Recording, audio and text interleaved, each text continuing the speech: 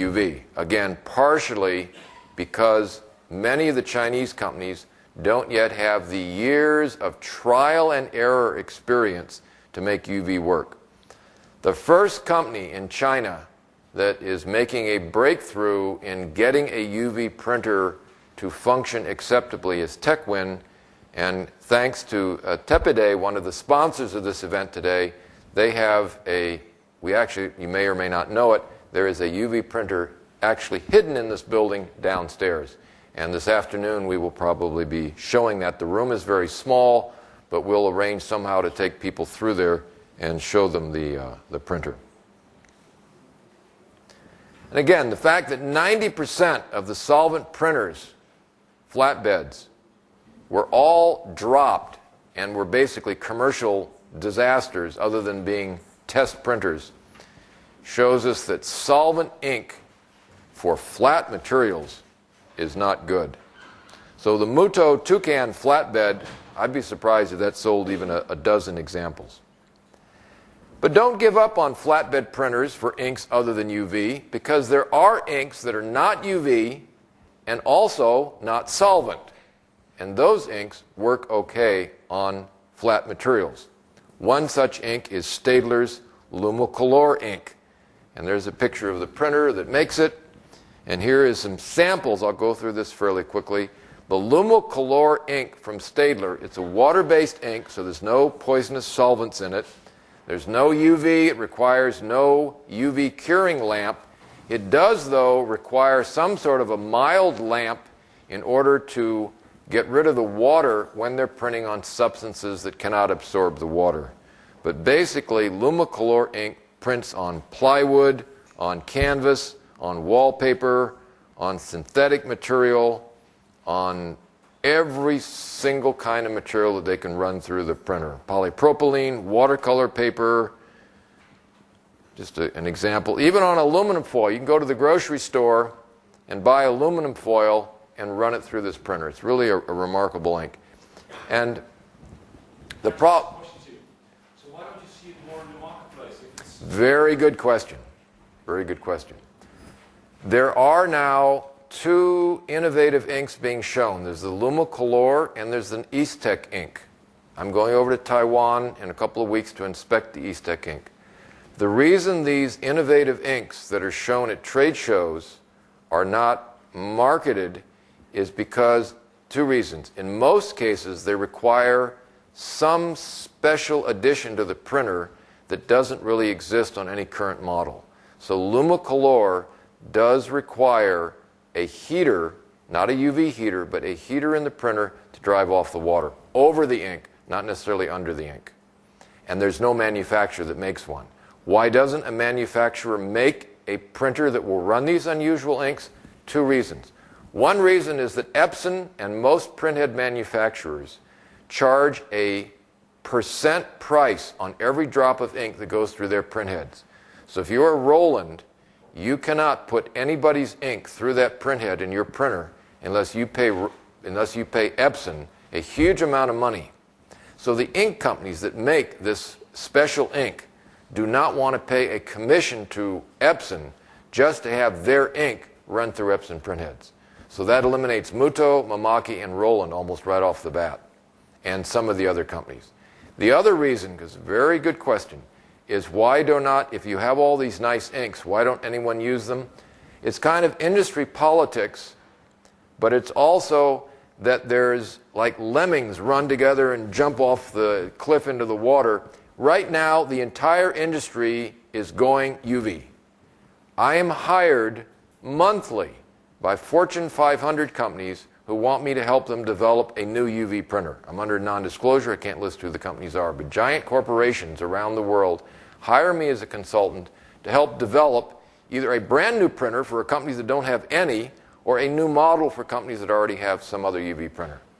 Everybody wants to get into the UV. They think that's the billion-dollar business because it's predicted by all the financial prediction agencies that UV is where it is. Well, if there's no prediction that Lumicolor will be a billion-dollar business, there's no corporation in the world that can sit in a financial committee and explain why they should spend $8 million developing a printer to use Lumicolor. It's kind of mass hysteria. Right now, all the hysteria is UV.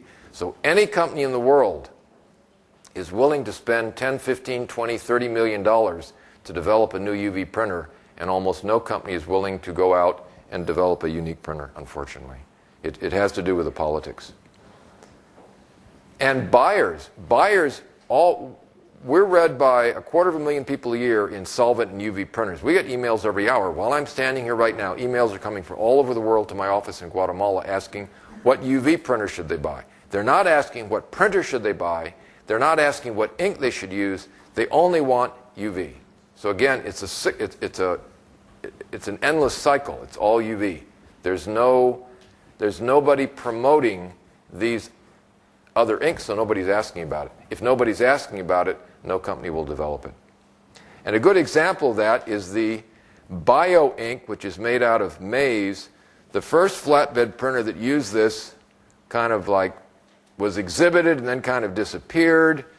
It has reappeared, but Muto America shows it, but kind of Muto Europe doesn't have any interest in it. Again, any ink that isn't the latest mode and the latest popular fad just doesn't do very well on the marketplace, and they kill themselves. So this biological ink, Muto doesn't want anyone else to have it. But by trying to force you to buy just Muto, then it's not going to become mass hysteria. So this ink will not be very successful. And again, it all goes back to UV. Now, Eastech is a company in Taiwan. I will be over there in a couple of weeks.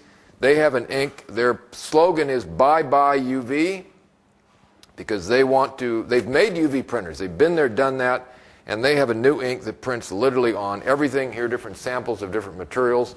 The problem is that printing on everything and the ink staying on everything when you scratch it, or maybe needing lamination or coating on the material before you print on it, these are the questions. But there are several large corporations that have hired me to go over there to find out, will this Eastech ink really work or not? Because when you see it at a trade show, you don't know what tricks they're using. Maybe they're spraying all the material at night and printing on it during the day and putting top coating on it. Until I go to the factory and sit down quietly and talk to the people and find out, we won't really know about that. So you don't know? No, we don't know yet. We know that for example, when you go to, I won't mention the name of this company, although they deserve to be mentioned. When you go to a trade show and you see this fabulous UV printer and you scratch it and it doesn't scratch off, and you say, oh, wow, that's the printer I want, it doesn't scratch off. How do you know that in the morning they have not sprayed that material with a primer deliberately so it won't scratch out? How do you know they haven't slyly maybe sprayed a top coating to protect it? These are the tricks that companies use. And we have information that one of the biggest UV companies is cheating, and in some cases they are spraying the material in advance to prepare it. Another thing they do to cheat is they only print on one material, the one material that their ink sticks to. They don't print on the other materials like Coroplast, because their ink doesn't stick to that. So you have to be very, very careful of all the sly, frankly, cheating, lying, and everything else that many manufacturers use. And I can say this because some of if you ask off the record, sometimes it doesn't even take giving them a margarita or a daiquiri. They'll tell you flat out they lie. If you get them when they're rested and informal. Not all companies do, but you have to be very, very careful about the advertising claims. So that is why when I want to find out about an ink, like a company will say, oh, we make our own ink. They don't want to tell you whose ink they use. Well, how do I know they make their own ink? I'll fly to Israel, I'll go right in the company, I'll go to the ink lab, and I'll see whether they make their ink. So I've been to Russia, I've been to Israel, here I am in the newer facilities, what type of competence. Here I am in Bordeaux, again in Israel. I made 3 trips to Israel. If they're making their ink, I want to see an ink factory. And then I can certify, yes, they make at least some of their inks. DuPont was claiming to make their ink. We now have information to lead us to believe that they have a partner in making their ink. They make part of it, but maybe not all of it. Okay, again, we've talked about the fact that solvent ink has a problem. It has, the solvents, the liquids have to be gotten rid of. That is a disadvantage of solvent inks. Color gamut.